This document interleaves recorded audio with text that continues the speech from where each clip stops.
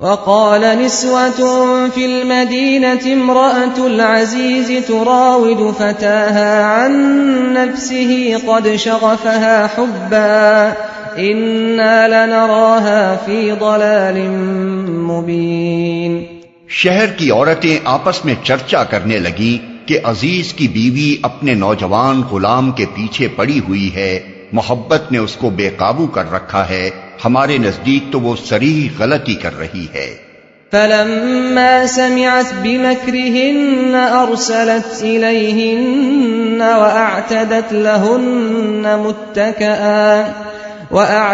لهن متكئا وآتت كل واحدة منهن سكينا وقالت اخرج عليهن فلما رأينه أكبرنه وقطعن أيديهن وقلن حاش لله ما هذا بشرا إن هذا إلا ملك كريم۔ اس نے جو ان کی یہ مکارانہ باتیں سنی تو ان کو بلاوا بھیج دیا اور ان کے لیے تکیہ دار مجلس آراستہ کی اور ضیافت میں ہر ایک کے آگے ایک ایک چھری رکھ دی۔ پھر عین اس وقت جب کہ وہ پھل کاٹ کاٹ کر کھا رہی تھی، اس نے یوسف کو اشارہ کیا کہ ان کے سامنے نکلا۔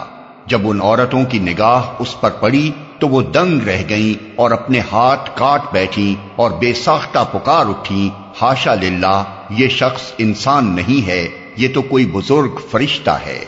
قالت فذلكن الذي لمتنني فيه وَلَقَدْ رَاوَدتُّهُ عَن نَّفْسِهِ فَاسْتَعْصَمَ وَلَئِن لَّمْ يَفْعَلْ مَا آمُرُهُ لَيُسْجَنَنَّ وَلَيَكُونًا مِّنَ الصَّاغِرِينَ۔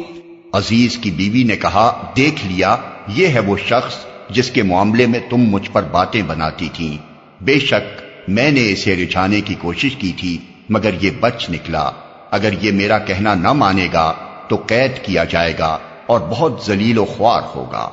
قال رب السجن احب الی مما يدعوننی الیہ وَإِلَّا تَصْرِفْ عَنِّي كَيْدَهُنَّ أَصْبُ إِلَيْهِنَّ وَأَكُن مِّنَ الْجَاهِلِينَ۔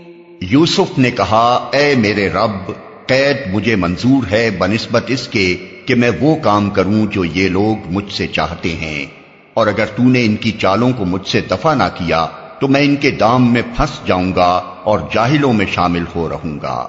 فاستجاب له ربه فصرف عنه كيدهن انه هو السميع العليم۔ اس کے رب نے اس کی دعا قبول کی اور ان عورتوں کی چالیں اس سے دفع کر دیں، بے شک وہی ہے جو سب کی سنتا اور سب کچھ جانتا ہے۔ ثم بدا لهم من بعد ما رأوا الآيات ليسجننه حتى حين۔